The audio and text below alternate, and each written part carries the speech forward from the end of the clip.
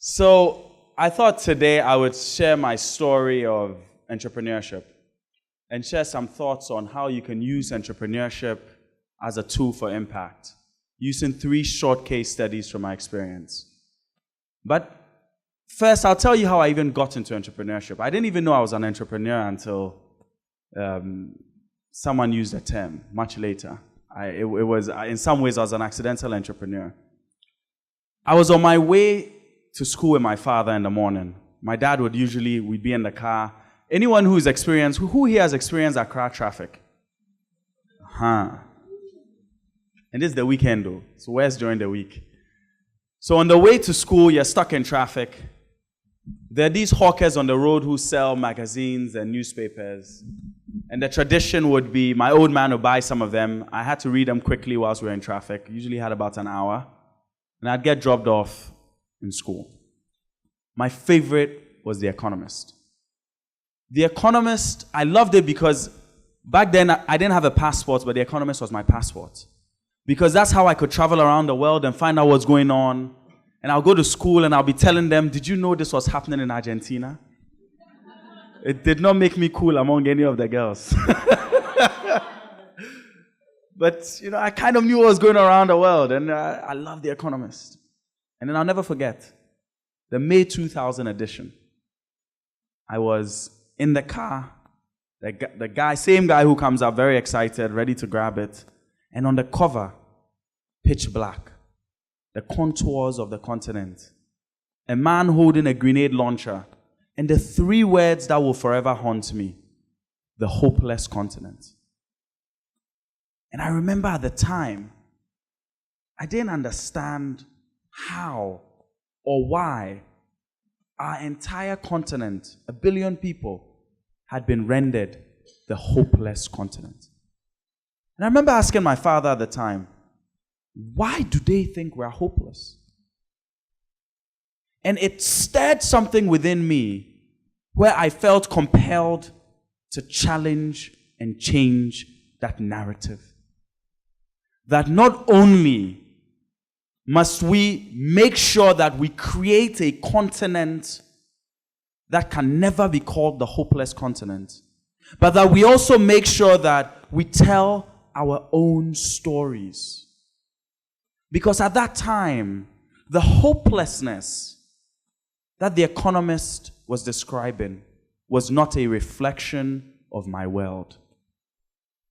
And in telling our story, it's important for us to be truthful. Because in as much as we rail against the hopeless continent, the solution to that is not showing your house at East Legon and showing the nice parts of the continent and saying, look, this is the complete opposite. This is Africa, Africa rising. The truth is always somewhere in the middle. And I've always believed that it's important for us to recognize and celebrate the good, acknowledge the bad, and improve on that. So fast forward in that journey to make sure that I challenge that narrative. About 11 years ago, I started a nonprofit that today is called cleanacwa. So that was my first major brush, I'll say, with entrepreneurship. And the goal was I was frustrated with development as I saw it. And I wanted to come up with more innovative, more sustainable ways for us to make a difference.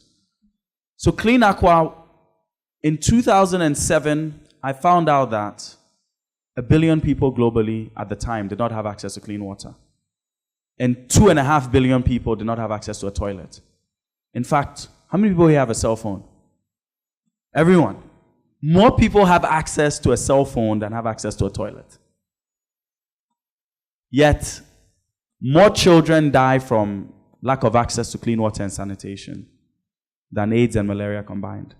It's one of the leading causes of infant mortality globally.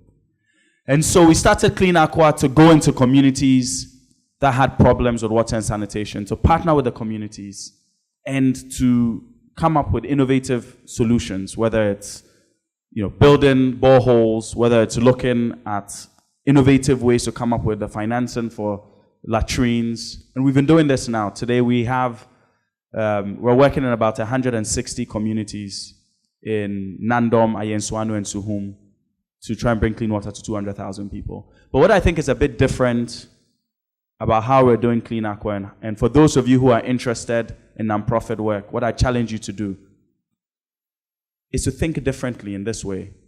We already have an expiry date. In 2030, we're shutting down. And the reason is, if we haven't solved the problem by 2030, we should not exist. To me, if you're a nonprofit and you set up a goal to solve this problem, and 100 years later, you are still solving that problem, something is wrong. Maybe someone else should come and do their job. You're clearly not qualified for it. And the expiry date creates a sense of urgency. It lets us realize that we have to think differently. We have to come up with new ways. So every day we get up and we go into the conference room, we're like, okay, the clock is ticking. The number of people without access to water and sanitation is still growing. So how do we think differently? And that's why it led to, we sponsor this innovation prize every year that Patrick was one of our judges a couple of years ago. And we try to get people to think differently, to come up with new ideas for us to solve this problem. So that was one way in which we said, okay, how can we tackle this issue using a nonprofit model, but doing it differently? Focusing on innovation, focusing on scalable models, focusing on this expiry date. Then one time, I was with community members in one of the villages we work in, called Ejimante, actually very close to here. And we had this big community meeting, something like this sort of gathering. And I just asked people, I said, look, let's say I have the World Bank budget, and I could do anything in this community, what would it be? And I was stunned by the response. People said they wanted jobs. So it was this light bulb moment in my head where I realized then that people want to be empowered. Even at that community where they did not have water and sanitation, they knew they wanted to be in charge of their own destiny. They wanted to be able to, it's not as if they did not have a sense for what their problems were, but they wanted that economic empowerment. So that's what then led me to start Golden Palm Investments, to say, how do we go about creating this sort of economic transformation? How do we create businesses? And how do we back businesses that would be world class, that would create jobs, that would support the local economy? But again, here, even with the for-profit model of entrepreneurship, we're doing business. There's a way in which you can do that differently.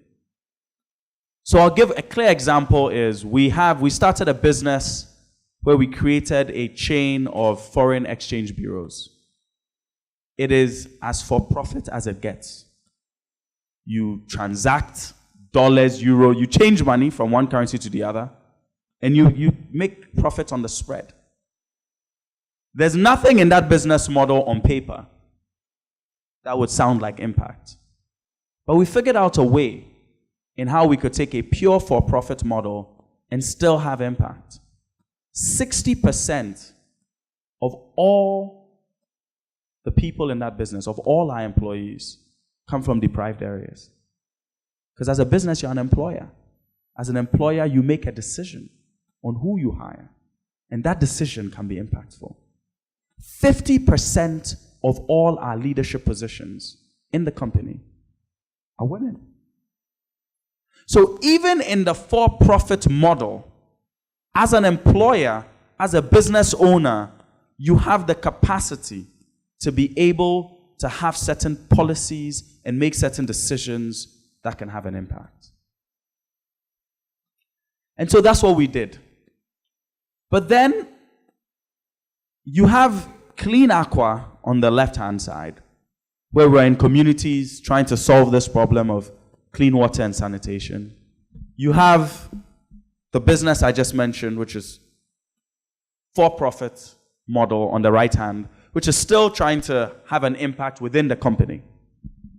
But after a while, after several years of doing this, I realized there's a way in which we could kind of fuse the two, where we could create businesses that the goal would be to be profitable, but the actual business model is around solving real problems that will have a social impact.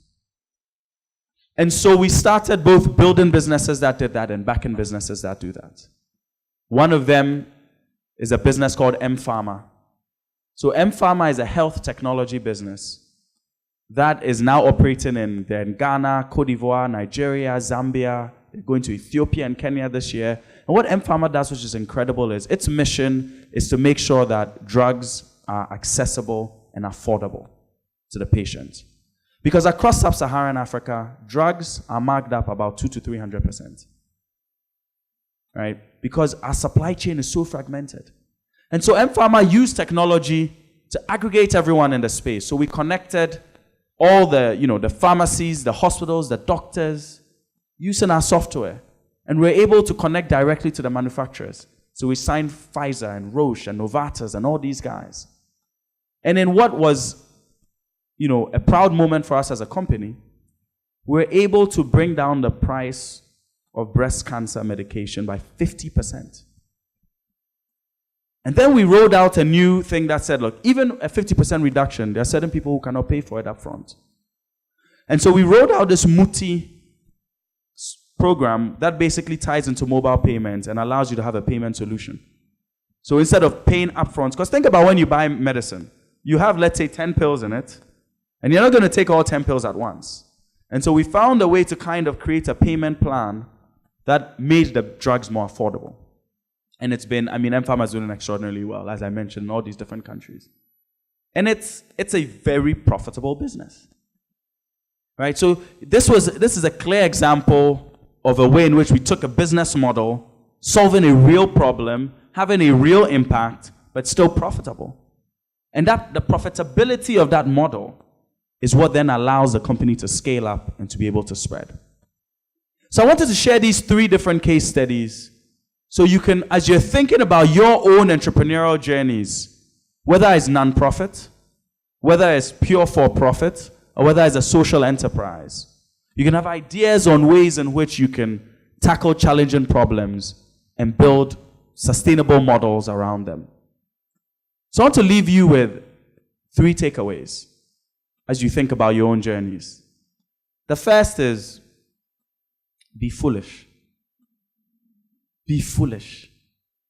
I've been foolish my whole life.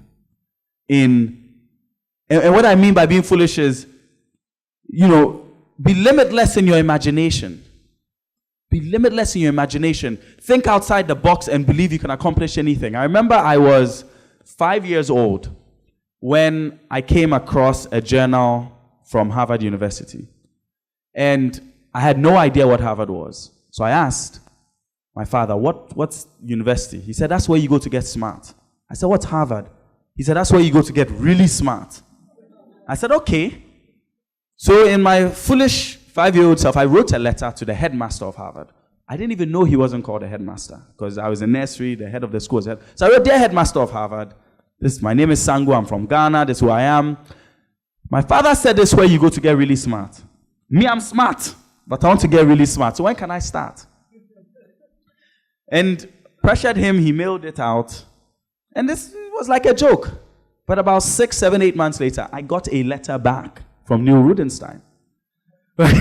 And not every letter will get, Beyonce has still not written my letter, has not replied my letter that I sent to her, proposing to her 15 years ago. She has not replied that. So, so not every letter you write, will get a reply or the reply you want.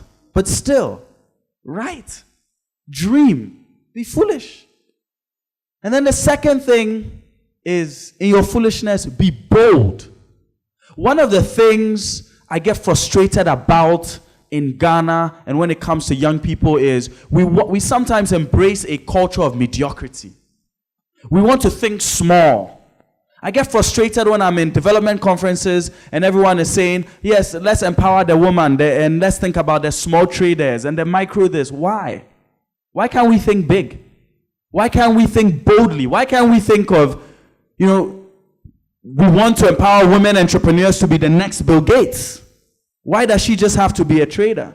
And so I think as you think about your ideas, be unapologetically bold.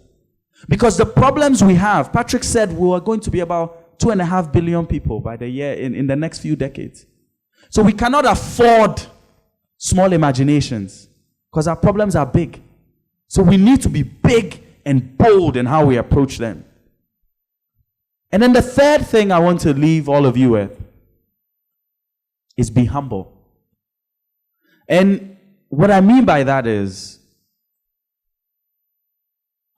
when I actually look at Patrick, I get very inspired, and I'll tell you why.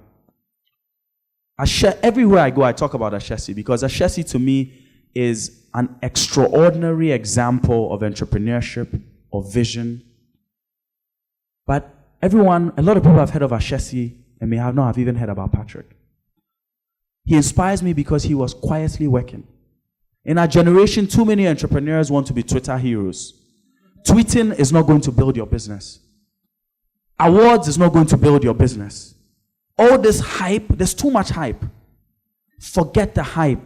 Be humble. Work hard. And let the results speak for itself. God bless you. Thank you.